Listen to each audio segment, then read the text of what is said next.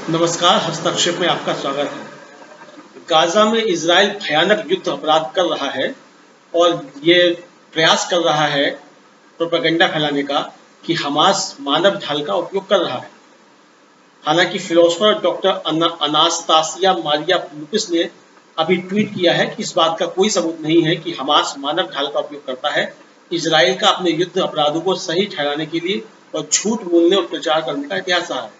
पूरी दुनिया में इजराइल के खिलाफ प्रदर्शन हो रहे हैं, यहाँ तक कि इजराइल के बाहर रहने वाले यहूदी समुदाय के लोग भी बेंजामिन नेतन्याहू के खिलाफ दुनिया भर में प्रदर्शन कर रहे हैं। खुद इजराइल में बेंजामिन नेतन्याहू के खिलाफ जोरदार प्रदर्शन हो रहे हैं। तो इजराइल पर हमास के हमले की असली कहानी क्या है?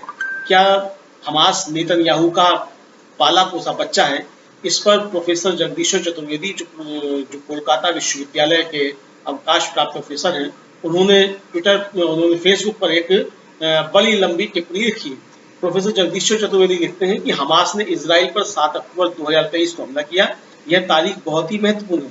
ठीक 50 साल पहले 6 अक्टूबर 1973 को फिलिस्तीन पर हमला हुआ था, जिसकी कहानी हम किसी और दिन बताएंगे, लेकिन ये तारीख उस इतिहास को दोहराने के लिए चुनी गई।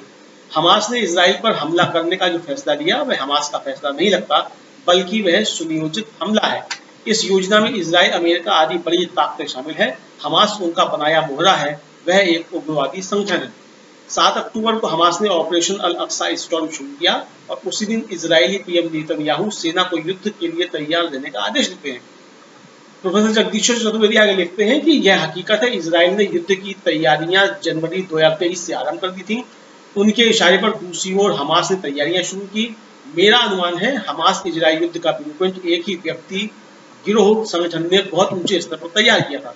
इस ब्लूप्रिंट की शिकार इजराइल और फिलिस्तीन की जनता हुई।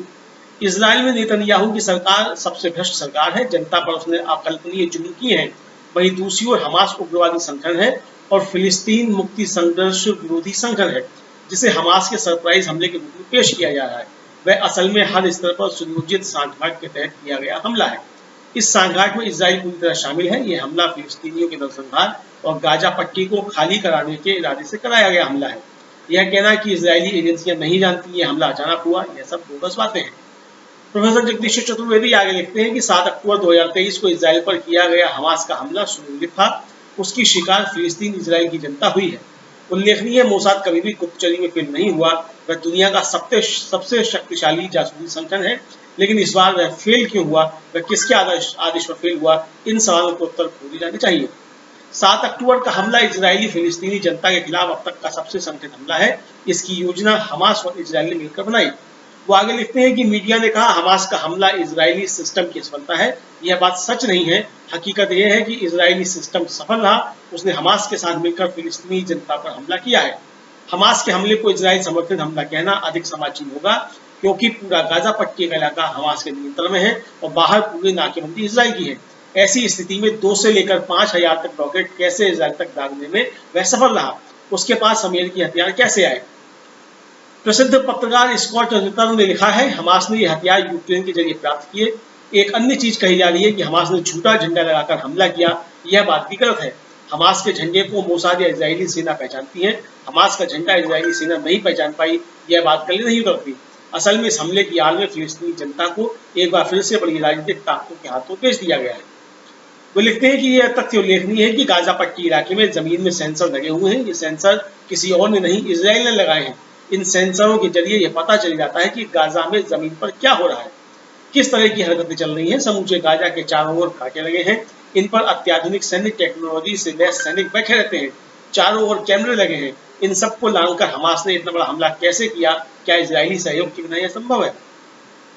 संदेह के घेरे में है इजरायली पुलिस और सेना। प्रोफेसर जगदीश्वर चतुर्वेदी लिखते हैं कि इसी तरह हमास के हमले के समय इजरायली सेना की निष्क्रियता संदेह पैदा करती है। गाजा पट्टी के सीमावर्ती इजरायली क्षेत्र में इजरायली जनता चीख चीख कर इजरायली पुलिस सेना आदि से मदद की गुहार लगा रही थी और 6 घंटे तक जनता की मदद के लिए इजरायली पुलिस और सेना में से कोई नहीं पहुंचा। सवाल उठता है, 6 घंटे तक इजरायली पुलिस और सेना कहां नदारद रही? यह सामान्य अनुपस्थिति नहीं है। दुनिया की सबसे ताकतवर सेना 6 घंटे क्यों गायब रही? किसके आदेश पर गायब रही? सीमा का 6 घंटे तक अतिक्रमण करने में हमास क्यों सफल रहा? हमास जब सीमा अतिक्रमण कर रहा था तब इजरायली सेना ने उनको रोका क्यों नहीं, उन पर हमले क्यों नहीं किए।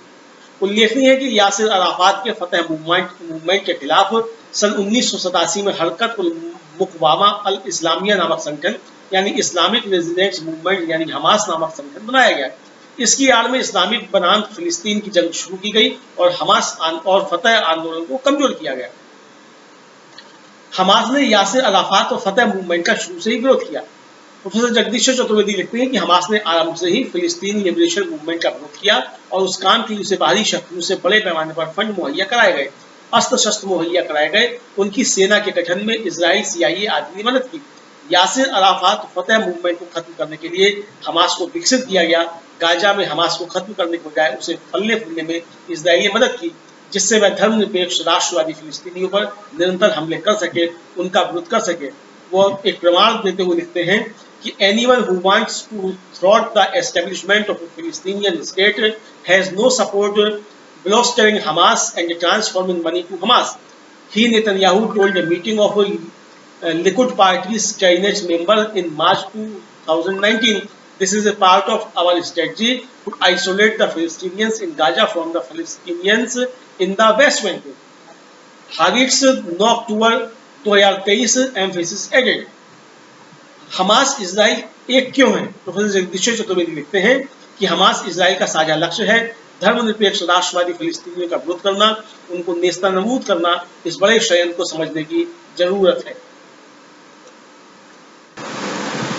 प्रोफेसर जगदीश्वर चतुर्वेदी ने अपनी फेसबुक वॉल पर ग्लोबल रिसर्च की एक रिपोर्ट का हिंदी अनुवाद पोस्ट किया है, जिसमें कहा गया है कि इजराइल पर घोर युद्ध अपराध का आरोप लगाया गया क्योंकि ह्यूमन राइट्स वॉच ने गाजा में सफेद फास्फोरस के इस्तेमाल की पुष्टि की है। ह्यूमन राइट्स वॉच ने गुरुवार को कहा कि उसने उन रिपोर्टों की पुष्टि की है कि इजरायली सैन्य बलों ने इस सप्ताह लेबनान और गाजा में लक्ष्यों पर तोपखानों के हमलों के दौरान सफेद फास्फोरस हथियार छोड़े, जिसमें घिरे फिलिस्तीनी पट्टी के बड़े आबादी वाले नागरिक क्षेत्र भी शामिल थे। यह सब एक स्पष्ट युद्ध अपराध है। HRW ने कहा कि उसने गवाहों का साक्षात्कार लिया है और मंगलवार और बुधवार को लेबनान और गाजा में शूट किए गए वीडियो फुटेज को सत्यापित किया है, जिसमें गाजा सिटी बंदरगाह और इजराइल लेबनान सीमा के साथ 2 ग्रामीण स्थानों पर तोपखानों से दावे गए सफेद फास्फोरस के कई विस्फोट दिखाई दे रहे हैं। HRW की घोषणा तब हुई जब इजरायली सेना ने गाजा पर हवा, जमीन और समुद्र से बमबारी जारी रखी, जिसमें हमास द्वारा इजराइल में अचानक घुसपैठ और 1300 से अधिक इजरायली लोगों की हत्या के प्रतिशोध में कम से कम 500 बच्चों सहित 1500 से अधिक फिलिस्तीनियों की मौत हो गई। इनमें सैनिक और नागरिक शामिल हैं। जैसा कि HRW ने गुरुवार को बताया, संपर्क में आने पर सफेद फास्फोरस लोगों को थर्मल और रासायनिक रूप से हड्डी तक जला सकता है, क्योंकि ये वसा में और इसलिए मानव मांस में अत्यधिक घुलनशील है। सफेद फास्फोरस के टुकड़े उपचार के बाद भी घावों को बढ़ा सकते हैं और रक्त प्रवाह में प्रवेश कर सकते हैं और कई अंग विफलता का कारण बन सकते हैं। जब ड्रेसिंग हटा दी जाती है और घाव फिर से ऑक्सीजन के संपर्क में आ जाते हैं तो पहले से तैयार घाव फिर से उभर सकते हैं।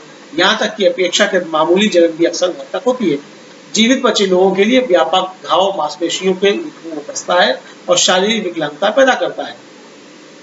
WP यानी व्हाइट फास्फोरस 1500 फ़ारेनहाइट जितना गर्म जलता है, पानी इसे नहीं बुझाता है।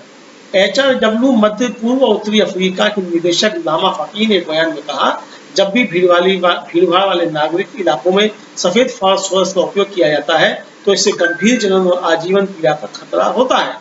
सफेद फास्फोरस अवैध रूप से अंधाधुंध है। जब आबादी वाले क्षेत्रों में हवाई विस्फोट होता है जहाँ यह घरों को जला सकता है और नागरिकों को गंभीर नुकसान पहुंचा सकता है।